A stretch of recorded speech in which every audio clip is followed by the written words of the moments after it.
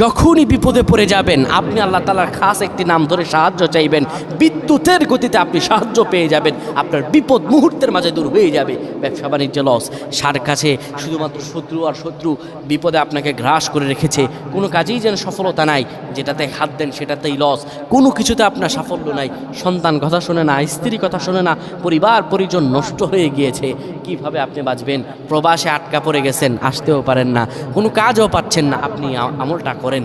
এটি আমার কথা নয়, বিশ্বনবী মুহাম্মদ রাসূলুল্লাহ সাল্লাল্লাহু আলাইহি ওয়াসাল্লামের প্রিয় সাহাবী হযরত যায়েদ রাদিয়াল্লাহু তাআলা আনহু, তিনি একবার মক্কা থেকে হিজরত করে যখন মদিনায় যাবেন, ঠিক সেই সময় বিপদে পড়ে যান।